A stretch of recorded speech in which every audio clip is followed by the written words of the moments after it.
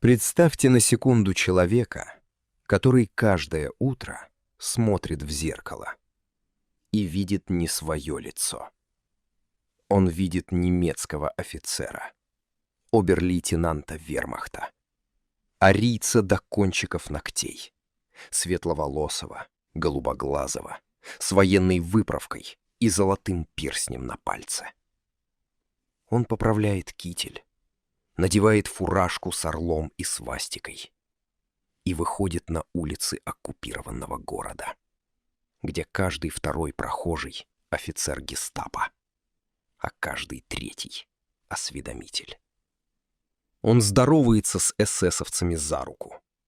Он пьет с ними шнапс в казино. Он шутит с ними на чистейшем берлинском диалекте немецкого языка. И ни один из них, ни один за 1,5 года не заподозрит, что перед ними не немец, а советский разведчик, чья единственная цель — уничтожить их всех, одного за другим. Это не сюжет шпионского романа. Это реальная жизнь одного человека — Николая Ивановича Кузнецова. Человека, которого немцы в оккупированном Ровно знали как Пауля Вильгельма Зиберта. Человека, который лично уничтожил 11 высокопоставленных генералов и чиновников нацистской оккупационной администрации. Человека, который предупредил советское командование о готовящемся покушении на лидеров антигитлеровской коалиции в Тегеране. Человека, который добыл сведения о планах Гитлера перед Курской битвой, одним из крупнейших сражений в истории человечества. И человека, чья настоящая личность оставалась загадкой даже для его ближайших боевых товарищей. Некоторые из них знали его под одним именем, другие под вторым, третьи под третьим. И лишь единицы в самом верху советской госбезопасности знали, кто он на самом деле. Каждый год историки разных стран продолжают спорить о деталях его биографии. Одни называют его величайшим разведчиком XX века, другие — символом эпохи, в которой цена человеческой жизни измерялась совершенно иначе, чем сегодня. Но независимо от того, какую сторону этих споров вы примете, невозможно отрицать одно. То, что совершил этот человек в оккупированном немцами городе, требовало такого хладнокровия, такой выдержки и такого актерского мастерства, что даже спустя 80 лет его история продолжает поражать воображение.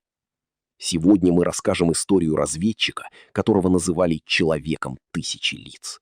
Историю, в которой правда порой удивительнее любого вымысла. Устраивайтесь поудобнее, это будет долгий и непростой рассказ, потому что жизнь, о которой пойдет речь, была короткой, но невероятно насыщенной. Наш герой родился 27 июля 1911 года, по новому стилю, в маленькой уральской деревне Зырянка, затерянной среди лесов и полей тогдашней Пермской губернии, в самом сердце России, там, где Европа незаметно переходит в Азию. Это была обычная крестьянская семья, каких в те годы в России были миллионы. Отец занимался хозяйством, мать воспитывала детей. Никто в этой семье, разумеется, и представить не мог, что их сын станет одним из самых легендарных разведчиков 20-го столетия. Человеком, чье имя будет вписано в учебники по истории спецслужб. Но уже в детстве в маленьком Николае, которого дома звали Никанором, проявлялось что-то необычное. Удивительная память, феноменальная способность к языкам, актерский дар, который в будущем спасет ему жизнь десятки раз. Соседи вспоминали, что мальчик мог с легкостью пересказать длинный текст почти дословно после единственного прочтения. А его способность копировать чужую речь, интонации и манеры вызывала у односельчан одновременно смех и удивление. В сельской школе Зырянки он учился блестяще, а после ее окончания в 1926 году поступил в Тюменский сельскохозяйственный техникум на агрономическое отделение. Учебное заведение, которое сегодня выросло в Государственный аграрный университет Северного Зауралья. Казалось бы, какая связь между агрономией и разведкой? На первый взгляд, никакой. Но именно там, в стенах техникума, произошло событие, определившее всю его дальнейшую судьбу. Он начал изучать немецкий язык. И не просто изучать для оценки в зачетке. Он погрузился в него с одержимостью, которая поражала даже опытных преподавателей. Кузнецов учил немецкий не по школьным учебникам для галочки. Он читал немецкую классику в оригинале. Гёте, Шиллера, Гейне. Он изучал диалекты — саксонский, баварский, берлинский. И мог с легкостью переключаться между ними, имитируя выговор человека из конкретного немецкого региона так, что даже носители языка не всегда могли различить подделку. Он изучал этнографию Германии, немецкие традиции, семейный уклад, кухню, бытовые привычки, армейскую субординацию и даже манеру немцев вести светскую беседу за столом. Позже, уже во время войны, эта одержимость мельчайшими деталями спасет его в сотнях смертельно опасных ситуаций. Ведь малейшая ошибка в произношении, малейшая деталь не к месту, неправильно застегнутая пуговица, не тот порядок слов во фразе, не та реакция на шутку. И разведчика с исключительной легкостью могла разоблачить обычная патрульная проверка документов на улице оккупированного города. Юность Кузнецова, впрочем, не была легкой и безоблачной дорогой к славе. Дважды его исключали из комсомола, по обвинениям, часть которых была связана с доносами и сложными отношениями со сверстниками, часть с общей атмосферой подозрительности, характерной для советской провинции конца 20-х, начала 30-х годов, когда почти любой человек мог оказаться жертвой чужой зависти или банального недоразумения. Эти эпизоды могли навсегда закрыть перед молодым человеком дорогу к серьезной карьере, поставить крест на его будущем. Но судьба распорядилась иначе.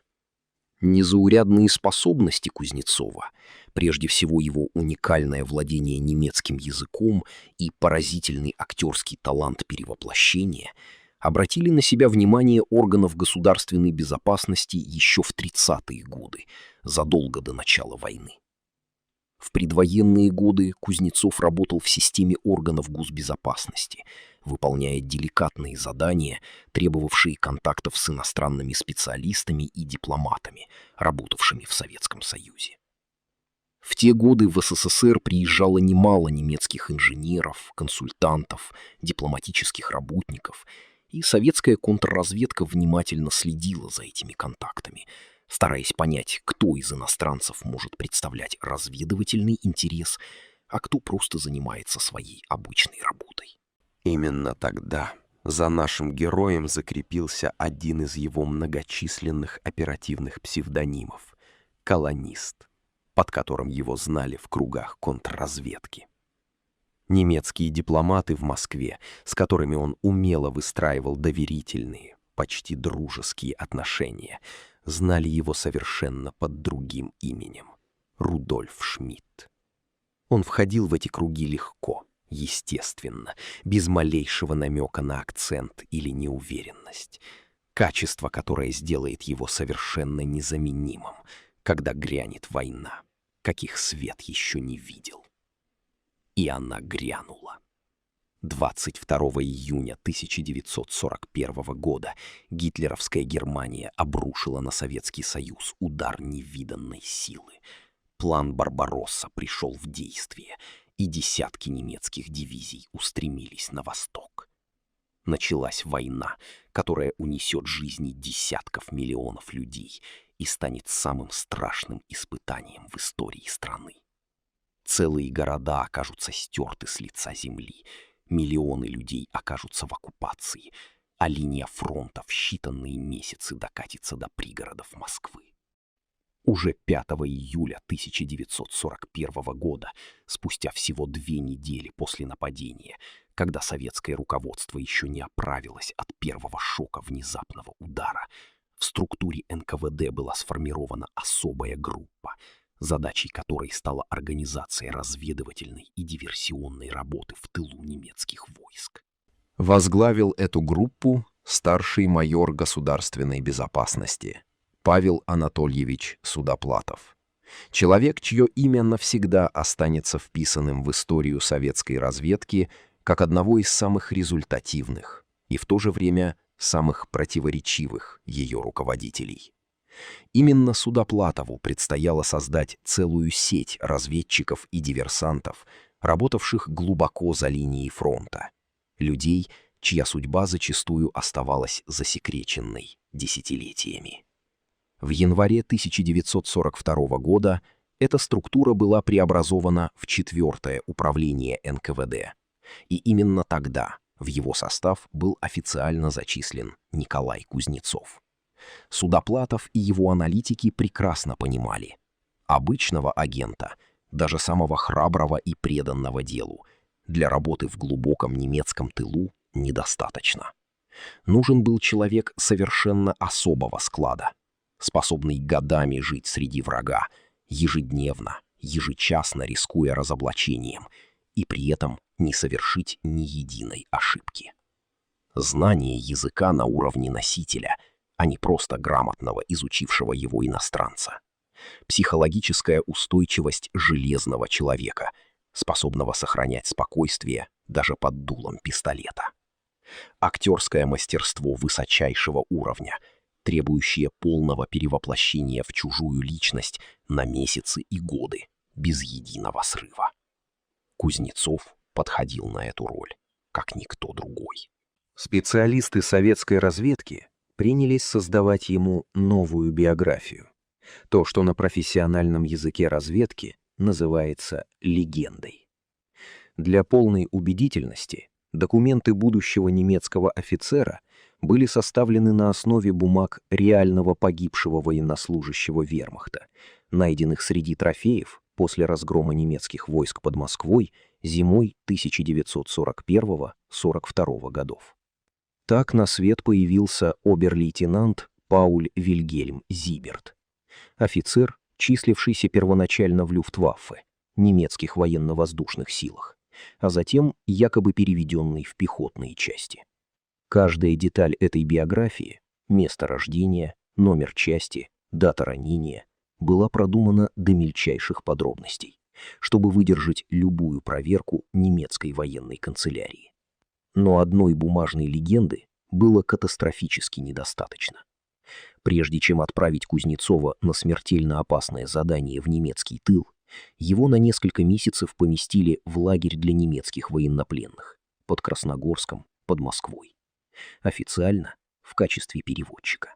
На деле, чтобы он мог впитать живую, актуальную, окопную лексику настоящих немецких солдат, вернувшихся с фронта, освоить тонкости взаимоотношений между различными родами войск немецкой армии, между вермахтом и войсками СС, между строевыми фронтовыми офицерами и штабными тыловиками. И самое главное, чтобы проверить и отточить до совершенства свою способность играть роль немецкого офицера так, чтобы даже настоящие немцы, ежедневно находившиеся рядом с ним, не заметили ни единой фальшивой нотки. Это была подготовка исключительной, почти маниакальной тщательности. Каждая деталь имела значение.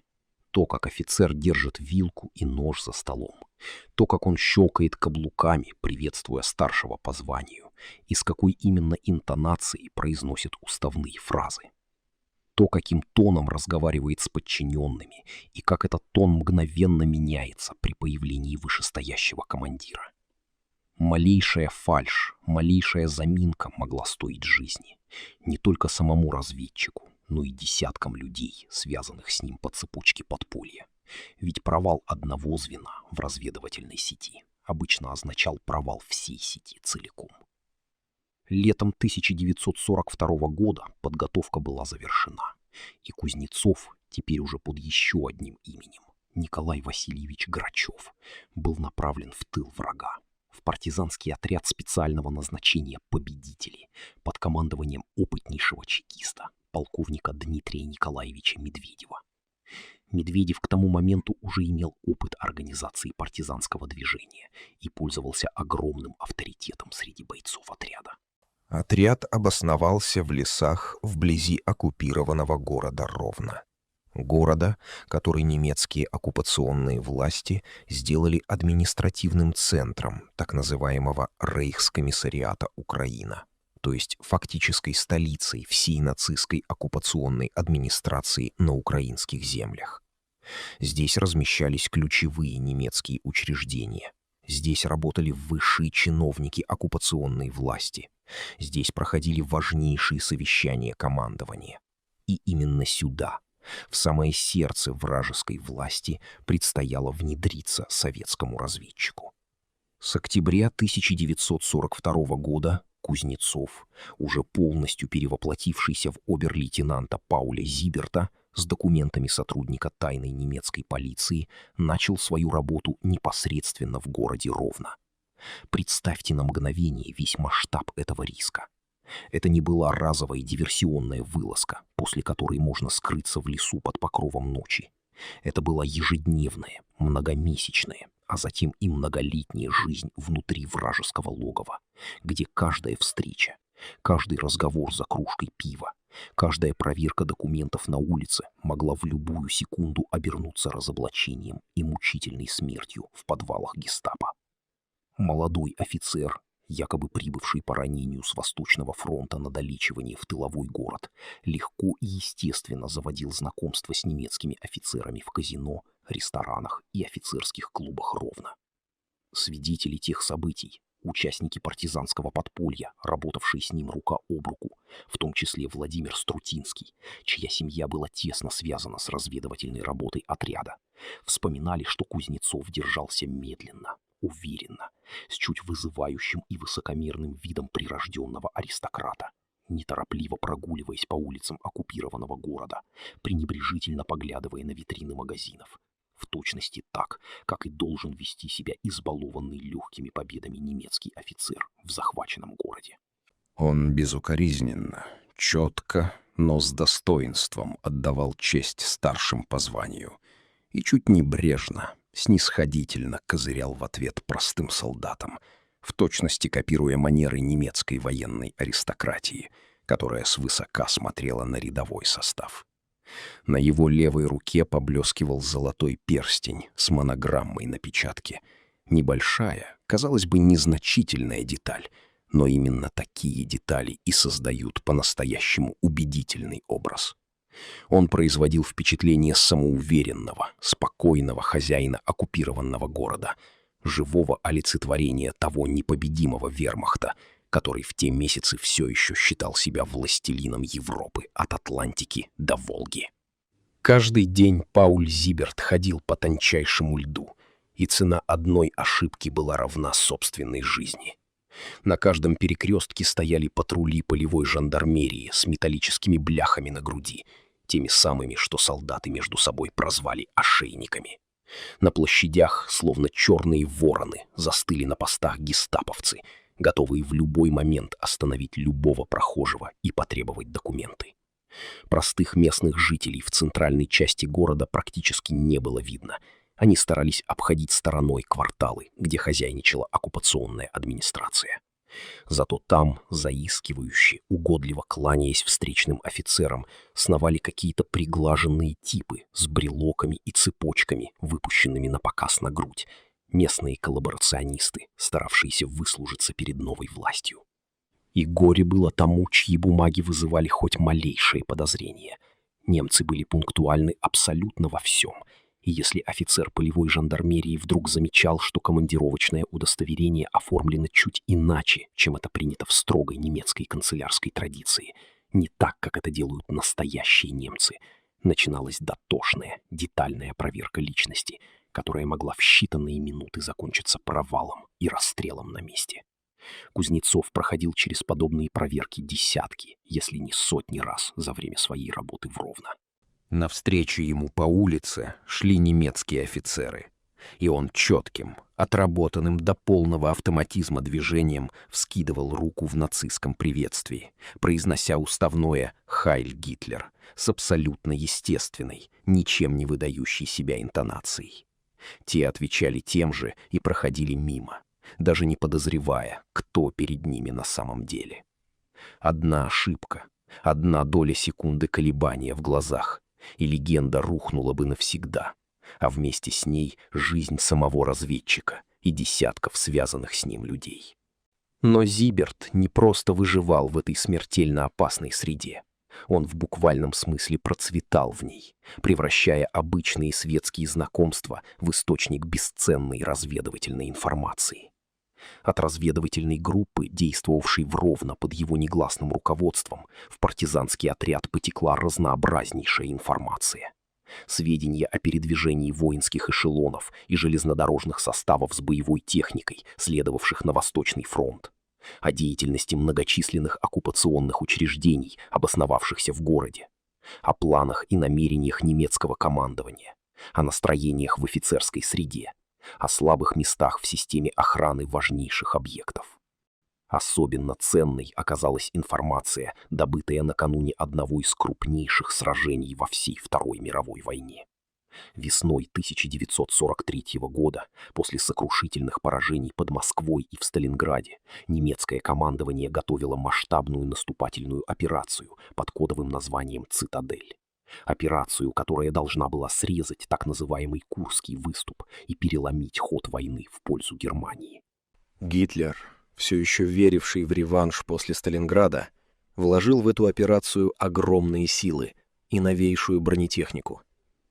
И одним из источников, благодаря которым советское командование заблаговременно узнало о подготовке этого удара, стал именно обер-лейтенант Пауль Вильгельм Зиберт, доверенное лицо в кругах немецкой военной и оккупационной администрации, а на деле, разумеется, советский разведчик-нелегал Николай Кузнецов. Информация, добытая им и его товарищами по разведке, легла в общую картину сведений, которые помогли советскому командованию заранее подготовить глубоко эшелонированную оборону и в итоге одержать в Курской битве решающую, переломную победу, после которой стратегическая инициатива в войне окончательно перешла к Красной армии. Немецкая разведка, прекрасно понимавшая колоссальное значение этой встречи, разрабатывала диверсионную операцию против ее участников. Своевременное предупреждение, полученное благодаря работе Кузнецова и его источников среди немецких офицеров в Ровно, стало одним из звеньев в цепи сведений, которые помогли сорвать это покушение. Событие, которое, реализуйся оно, могло бы в корне изменить весь дальнейший ход мировой истории. Но, пожалуй, самой известной и самой драматичной стороной деятельности Кузнецова стали не разведывательные операции сами по себе, а прямые, дерзкие акты возмездия против высокопоставленных представителей нацистской оккупационной администрации. За время своей работы под легендой Пауля Зиберта Николай Кузнецов лично уничтожил 11 генералов и высокопоставленных чиновников оккупационной администрации нацистской Германии. Цифра, которая делает его одним из самых результативных разведчиков-диверсантов за всю историю Второй мировой войны, и которая ставит его в один ряд с самыми легендарными фигурами тайной войны 20-го столетия. Расскажем о некоторых из этих операций подробнее, потому что каждая из них — отдельная история дерзости, хладнокровия и абсолютного бесстрашия перед лицом смерти. С весны 1943 года Кузнецов несколько раз пытался уничтожить самого рейхскомиссара Украины Эриха Коха, одного из самых жестоких и одиозных представителей нацистской оккупационной власти во всей Европе. Человека, на чьей совести были десятки тысяч замученных, расстрелянных и угнанных на принудительные работы мирных жителей. Кох открыто заявлял, что украинские земли существуют лишь для того, чтобы обслуживать интересы Германии, и что местное население не заслуживает никакого снисхождения. Именно поэтому уничтожение Коха было для советской разведки задачей огромной символической и практической важности. Однако обе попытки в апреле и в июне 1943 года обернулись неудачей. Кох оказался чрезвычайно осторожным и великолепно охраняемым объектом, передвигавшимся с усиленной охраной и почти никогда не появлявшимся в предсказуемых местах. Не сумев добраться до самого Коха, Кузнецов переключил внимание на его ближайшее окружение. Осенью 1943 года были организованы покушения на постоянного заместителя Коха, некоего Пауля Даргеля, руководителя управления администрации Рейхскомиссариата, человека, ответственного за повседневное управление оккупированными территориями и, соответственно, за многие карательные распоряжения. 20 сентября 1943 года Кузнецов, действуя по имевшейся у него информации о перемещениях чиновника, по трагической случайности вместо самого Даргеля застрелил его заместителя по финансовым вопросам, некоего Ганса Геля, и секретаря последнего по фамилии Винтер. Ошибка была связана с тем, что в последний момент состав присутствовавших в машине изменился, и разведчик, действовавший в считанные секунды, принял решение, основываясь на неполной информации. Но даже в этой ситуации операция достигла своей цели — устрашение немецкой администрации и демонстрация того, что советская разведка способна наносить удары в самом центре оккупационной власти. Спустя всего 10 дней, 30 сентября, Кузнецов предпринял новую, еще более дерзкую попытку. Атаковал самого Даргеля с помощью противотанковой гранаты, брошенной практически в упор. Взрыв нанес чиновнику тяжелейшие ранения. Он потерял обе ноги. Однако, к сожалению для разведчика, выжил, что впоследствии позволило немецкой пропаганде представить этот случай как доказательство того, что даже самые дерзкие покушения не способны сломить волю немецкой администрации. Тем не менее, сам факт того, что заместитель рейхскомиссара стал инвалидом в результате нападения прямо в оккупированном городе, произвел сильнейшее впечатление на весь чиновничий аппарат Ровно. Теперь никто из них не мог чувствовать себя в полной безопасности даже в собственной цитадели. 16 ноября 1943 года Кузнецов застрелил главу юридического отдела Рейхскомиссариата Украина, оберфюрера штурмовых отрядов Альфреда Функа, человека, который в системе оккупационной администрации отвечал за так называемое «правосудие», а на деле за узаконивание террора против местного населения, за подписание сотен смертных приговоров, вынесенных без всякого подобия справедливого суда. Эта операция стала последней крупной акцией Зиберта непосредственно в самом Ровно. После нее немецкие спецслужбы усилили меры безопасности настолько, что дальнейшая работа в прежнем формате становилась все более рискованной. Незадолго до этого была спланирована и проведена еще одна дерзкая операция – похищение командира соединения так называемых «восточных батальонов», карательных подразделений, формировавшихся частично из коллаборационистов, генерал-майора Макса фон Ильгена. Ильгена захватили прямо в оккупированном городе вместе с личным шофером рейхскомиссара Коха по имени Пауль Гранау и в итоге расстреляли на одном из хуторов неподалеку от Ровно. Эта операция нанесла серьезнейший удар не только по конкретному человеку, но и по всей системе карательного управления оккупированными территориями.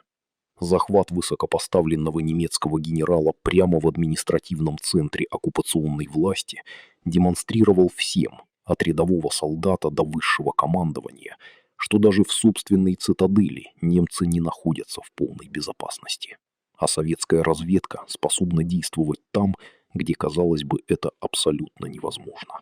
В начале 1944 года, когда линия фронта уже стремительно приближалась к Ровно, и советские войска готовились к освобождению Западной Украины, Кузнецов перенес основную часть своей деятельности во Львов, крупнейший город региона, куда переместилась часть немецкой оккупационной администрации, спасавшейся от наступления Красной Армии.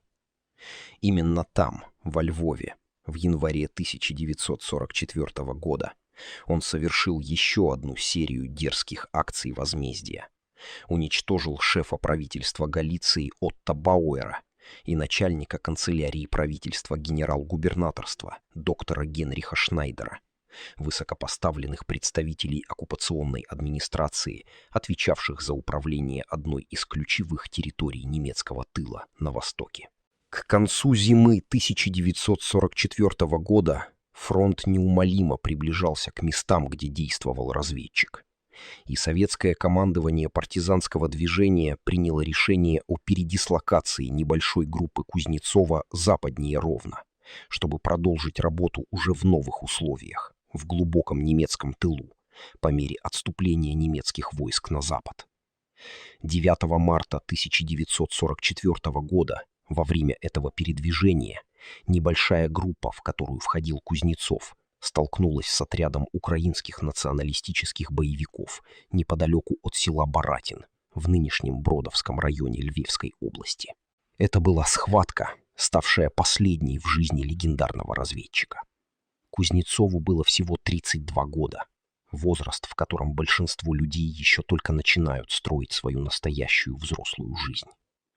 Долгое время, целых 15 лет, точные обстоятельства его гибели оставались неизвестными широкой публике и даже большинству его боевых товарищей, переживших войну. Судьба разведчика после того рокового мартовского дня превратилась в одну из самых загадочных страниц истории советской разведки. И лишь в сентябре 1959 года следователям и историкам, годами по крупицам восстанавливавшим последние дни жизни Кузнецова, удалось наконец разыскать место захоронения тела и найти свидетелей трагических событий того дня. Выяснилось, что, оказавшись в безнадежной ситуации, окруженный превосходящими силами противника, не желая попасть живым в руки врага, где его неминуемо ждали пытки и мучительная смерть, Кузнецов подорвал себя вместе с окружившими его противниками ручной гранатой. Это был его последний, страшный и одновременно героический выбор — до конца остаться верным присяге и не выдать под пытками ни своих товарищей по подполью, ни секреты советской разведки, ни имена людей, которые годами рисковали ради него собственными жизнями. 5 ноября 1944 года, еще до того, как были установлены точные обстоятельства его гибели, но когда уже было доподлинно известно о самом факте смерти разведчика, Николаю Ивановичу Кузнецову было посмертно присвоено высшее звание страны — Герой Советского Союза. Он был также посмертно награжден 2 орденами Ленина и медалью партизану Отечественной войны первой степени, наградами, которые, впрочем, никогда не смогут в полной мере отразить масштаб того, что этот человек совершил в последние 2 года своей короткой жизни. Стоит остановиться подробнее на удивительном факте, который лучше всего иллюстрирует масштаб конспирации, в которой жил этот человек. Разные группы людей, знавшие Кузнецова, знали его под совершенно разными именами. И лишь единицы во всем Советском Союзе понимали, что все эти люди на самом деле одна и та же личность. Контрразведчики НКВД в довоенные годы называли его колонистом. Немецкие дипломаты в Москве были убеждены, что имеют дело с неким Рудольфом Шмидтом.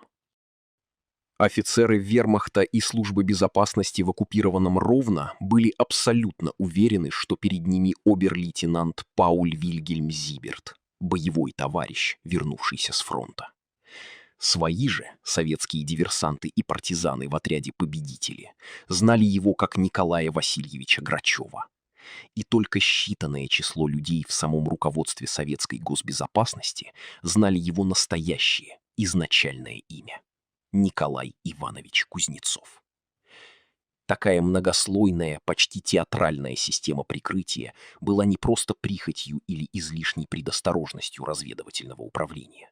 Она была абсолютно необходимым условием выживания в мире, где одна единственная утечка информации, одно случайное упоминание не того имени не в том месте могло привести к провалу всей операции и гибели десятков связанных с ней людей по всей цепочке подполья. Именно поэтому, даже спустя десятилетия после окончания войны, историкам приходилось буквально по крупицам восстанавливать полную картину его жизни, сопоставляя воспоминания людей, которые порой даже не подозревали, что рассказывают об одном и том же человеке. После окончания войны имя Кузнецова стало по-настоящему легендарным в Советском Союзе, символом того, каким должен быть настоящий разведчик: хладнокровным, преданным делу, готовым пожертвовать собой ради выполнения задания. О его подвигах писали книги. Достаточно вспомнить многолетние работы историка Теодора Гладкова, посвятившего разведчику несколько десятилетий кропотливых исследований и по крупицам восстанавливавшего реальную картину событий из-под слоя послевоенных легенд и художественных преувеличений. Или воспоминания командира партизанского отряда Дмитрия Медведева, лично знавшего Кузнецова и оставившего одни из самых подробных и достоверных свидетельств о его боевой работе в своих книгах «Это было подробно» и «Сильные духом». Снимались художественные фильмы, среди которых наиболее известны картины «Подвиг разведчика», «Сильные духом» и «Отряд особого назначения», а также документальные ленты, рассказывавшие о судьбе легендарного разведчика уже на основе рассекреченных архивных материалов, доступных исследователям лишь спустя десятилетия после окончания войны. В его родной деревне Зырянка был открыт мемориальный музей, ставший местом паломничества для тех, кто интересуется историей советской разведки. Его именем в 1984 году был назван молодой город в Ровненской области Украины — Кузнецовск, выросший неподалеку от мест, где разведчик когда-то вел свою смертельно опасную работу. По всей стране, от Урала, где он родился, до Украины, где он погиб, устанавливались памятники в его честь, а во многих школах открывались стенды, посвященные памяти героя. Однако история памяти о Николае Кузнецове получила и трагическое, во многом драматическое продолжение уже в наши дни. Продолжение, которое лучше любых слов показывает, насколько глубоко и болезненно история той войны продолжает влиять на день сегодняшний. Начиная с 90-х годов прошлого века, на фоне усиления в некоторых регионах Украины националистического движения, память о советском разведчике стала объектом ожесточенных нападок и острых политических споров. Памятники Кузнецову во Львове и в Ровно неоднократно подвергались актам вандализма. В 2015 году был полностью уничтожен памятник разведчику, находившимся в селе Повча. 3 мая 2022 года был демонтирован и памятник в самом городе Ровно. Том самом городе, где когда-то обер-лейтенант Пауль Зиберт вершил свою невероятно рискованную и результативную работу, ежедневно рискуя жизнью ради победы над нацизмом. Родственники разведчика на протяжении долгих 13 лет добивались через судебные инстанции, вплоть до Кассационного административного суда Верховного суда Украины, передачи его останков в Россию. Однако городские власти Львова открыто заявили о своем нежелании выполнять окончательное судебное решение по этому вопросу. Лишь спустя годы, уже в 2024 году, городские власти рассмотрели вопрос о переносе мемориального комплекса, где покоятся останки разведчика, в связи с планами реорганизации самого места захоронения. Это посмертная борьба вокруг памяти о человеке, который отдал свою жизнь в войне против нацизма, сама по себе стала отражением того, насколько сложными, болезненными и далекими от завершения остаются раны, нанесенные той войной, даже спустя 80 с лишним лет после ее окончания. История Кузнецова — это не просто рассказ о храбром разведчике, чье имя красиво звучит в титрах советских фильмов. Это история о том, как один единственный человек, вооруженный лишь исключительным языковым талантом, отточенным до совершенства актерским мастерством и абсолютным, почти нечеловеческим бесстрашием, в одиночку вел свою личную войну в самом сердце вражеской территории. Ежедневно, на протяжении многих месяцев, рискуя быть разоблаченным и подвергнутым мучительной казни. и при этом сумел реально повлиять на ход отдельных событий одной из самых страшных войн в истории человечества. Задумайтесь еще раз над масштабом того, что он сделал. 11 высокопоставленных представителей оккупационной администрации, устраненных лично им. Информация, повлиявшая на подготовку к Курской битве, сражению, переломившему весь ход войны на Восточном фронте. Предупреждение, помогшее защитить лидеров союзных держав в Тегеране в один из самых напряженных моментов всей войны.